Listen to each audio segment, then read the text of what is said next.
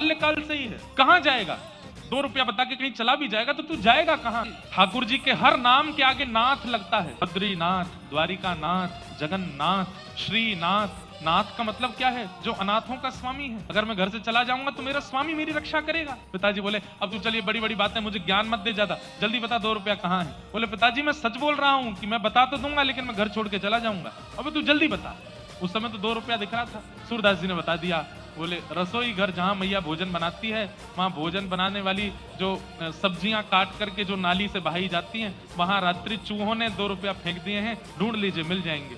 पिताजी गए, जाकर के उस नाली को साफ करके ढूंढने लगे तो वहां दोनों 2 रुपया मिल गए। 2 रुपया लेकर के पत्नी, अरे देखो देखो देखो, मिल गए मिल गए मिल गए, अब तो 6 महीना का राशन आ जाएगा, 6 महीना घर में खूब सुख रहेगा, बढ़िया रहेगा। अभी सूरदास जी अपनी लाठी लिए चल दिए, जाने लगे। पिताजी बोले अरे सूरदास, ठीक है मैं मानता हूं कि तुझे बुरा लगा होगा, लेकिन ऐसे छोड़ के नहीं जाना चाहिए। बोले नहीं पिताजी, मैं वचन का पक्का हूं। नेत्रहीन है तू, कहां जाएगा? तेरे पास नेत्र तो है नहीं। सूरदास जी कह रहे हैं मैं नेत्रहीन हूं।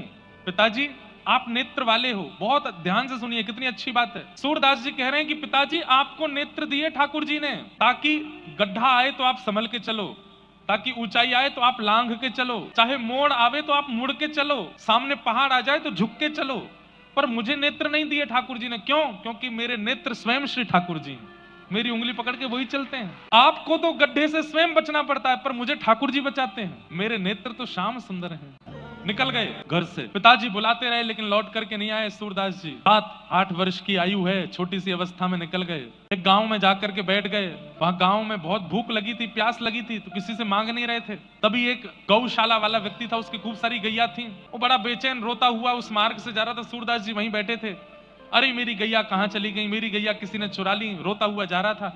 सूरदास जी ने, उनको पता तो चली जाता था, उन्होंने तुरंत उस व्यक्ति से कहा सुनो, पास का एक और गौशाला वाला व्यक्ति है, चरवाहा है, वो तुम्हारी गैया लेकर के उस सरोवर के पास है, जाओ ले आओ। वो व्यक्ति गया, वहां जाकर के देखा तो गैया मिल गई सारी, अपने गैया घेर करके ले आया।